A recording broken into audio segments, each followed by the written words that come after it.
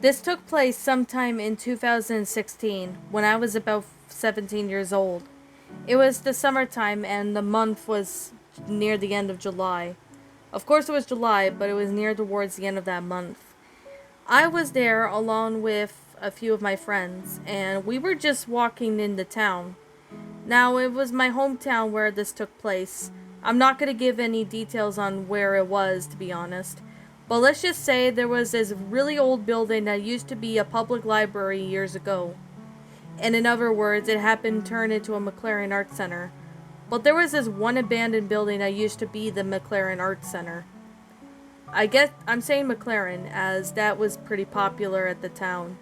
Now, the art center used to be in one part of town with some buildings, but it had been abandoned for years.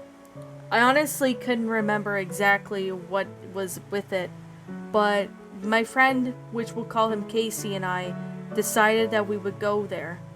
Since I was 17, my mom was okay with me hanging out with my friends as long as she tells me to follow the rules, such as don't do anything stupid, don't do drugs, etc. Since I was pretty smart, I ended up going over to this abandoned place. It was the abandoned art center. Now, the art center wasn't really as big as the old public library was before it got changed into an art center. So Casey and I looked around.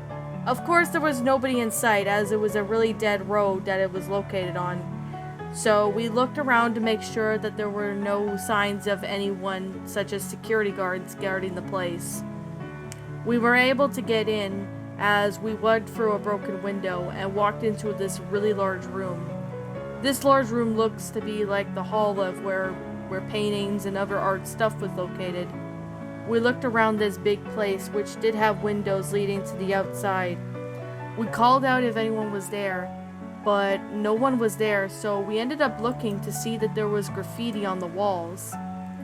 There was so much graffiti, most of them being from teenagers and etc. I ended up looking over to my left, and I could see that there was no one there but us. Casey decided that we should take pictures, so we tried to do pictures, but for some reason, I didn't have my phone with me. Of course, I left it back at Casey's house as I was dropped off at his house. So, at that case, Casey said that he'd take photos of it. But just as he was about to take photos, his phone storage was full. So he was deciding to sit there and ended up removing certain photos and clear out his storage to make more pictures. As he was doing this, I basically looked around the place. The walls were covered in graffiti, mainly from some teenagers. There was even some cigarette butts on the ground. I ended up hearing what seemed to be a loud shriek. I honestly had no idea what it was, so I told Casey we need to get out of here. So we ran out of that abandoned art center and headed back to Casey's house. By the time we got back there, we didn't tell anybody about what we heard in there, but we both were shooken about who or what was there. I had a feeling that somebody might have been already in there before us, but I really don't know. I am not going back there to find out, and Casey and I still don't know if that place is still there. But if it was taken down and demolished, I really hope that that becomes the case. This took place when I was about maybe 19 years old, and I was walking home from school one day. This took place sometime in September of 2017. I was walking home from school, but as I was walking home from school, I looked to see that there was an abandoned place. That abandoned place looked like an abandoned farm, which had not been used for years. I walked up to it thinking that maybe there might have been someone there. I didn't really have anything going on that day, so I was walking home from school. Well, and in other words, to be completely honest, I didn't have really much going on at school that day, so my teacher said that I could leave a little earlier if I wanted, which I did and ended up discovering this place. I walked up to that place, but couldn't see any vehicles or anything. It was an abandoned farm that looked like it belonged to a people with some horses. I didn't see any horses or anything, but then I looked to see that there was a woman by the doorway of the barn. I could see that it was a woman, but I couldn't really tell what she looked like until I got a bit closer. Maybe just 10 feet close enough. I looked to see that she had blonde hair and was wearing a dress that looked like it ripped. She looked like she had been attacked.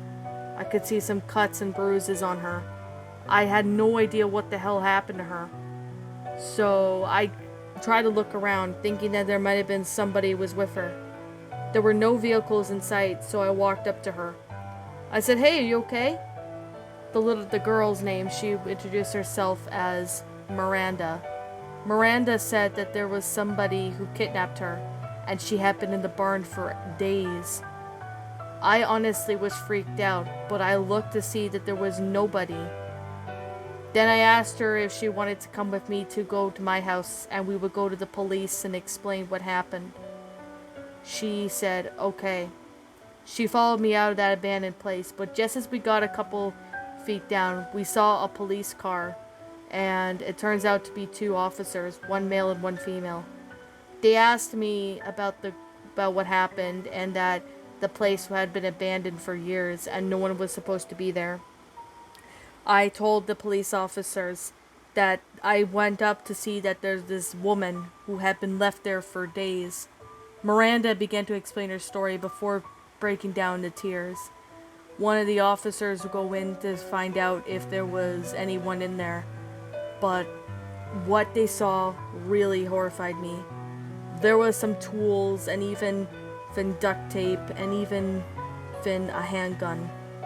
They said that somebody had kept Miranda in there, which Miranda said that somebody had kidnapped her and beaten her a lot in there. I'm not going to go into any more details than that, but you could probably imagine what kind of sick things that this person probably has done to her. Miranda was in a better state as she was the same age as me, and her family had been worried for her for a couple days. The family had said that the police had been searching for Miranda for a few days ever since the day she went missing. Somebody had kidnapped her, and I still don't know who or what kidnapped Miranda. I'm just really glad to find her in that abandoned place, because if I hadn't, God may know what fate Miranda would have suffered, and I'm just glad that I went over there to see if she was okay.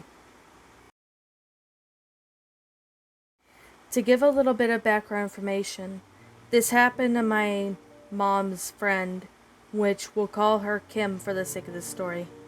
This took place, I think, back in the 90s, and I can't really recall what day, but Kim was in her early 20s at the sake of this story. Kim was with my mom at the time, and Kim and my mom were doing some pretty interesting things. They would go exploring and probably go check out certain places and, hang out with friends. But since my mom was busy one day, Kim was on her own, basically looking around at this abandoned place. She found it was some trees surrounding the area, and it looked like it had been built sometime maybe in the 1940s. It had been abandoned for years, and no one has even lived in there. Kim even looked over to see if there was anyone inside. But since she'd been told on a phone call that there was this house that she should check out, of course Kim was not scared, so she walked over towards the house and opened the door and called out if anyone was there. But there was nobody there, so she walked in. As soon as she took a step, she all of a sudden heard laughter coming from children. She looked around, but honestly, she had no idea what was going on. The front door slammed shut behind her, and she tried to open it, and frantically to try to open it up. The laughter became more and more coherent as she hears. She finally dashed and made her way out the back door. As soon as she got out of the back door, what seemed to be the backyard, it wasn't. She looked over to see that there was a stairwell.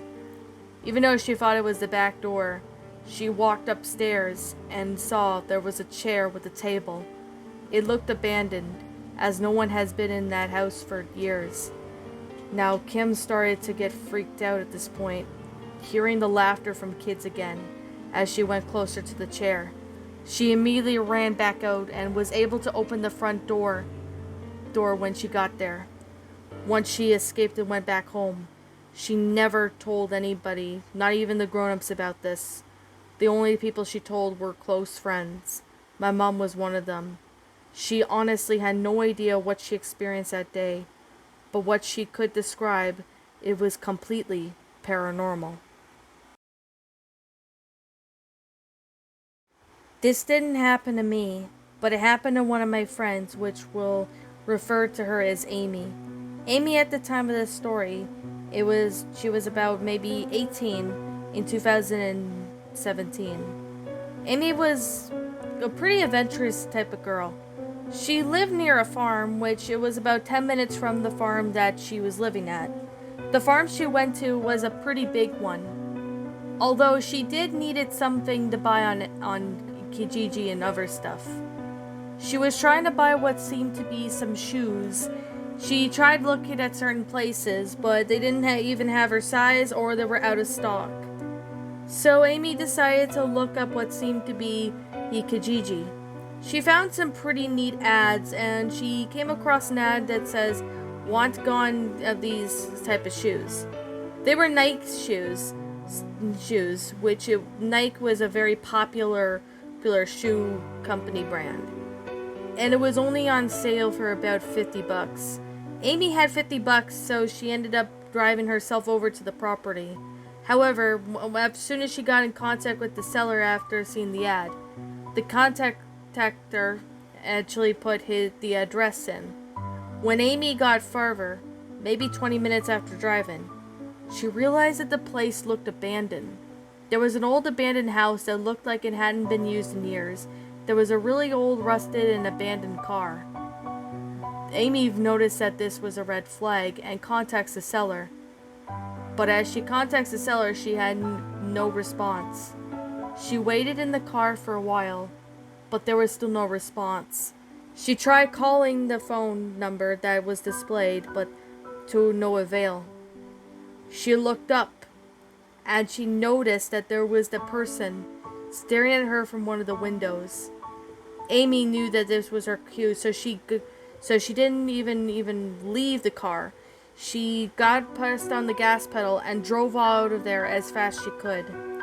As soon as she got home, the listing was removed, and still to this day, she was really glad she did not get out of her car, as whoever was selling her something on Kijiji was definitely not the pair of shoes, and the seller definitely wasn't planning on selling her anything.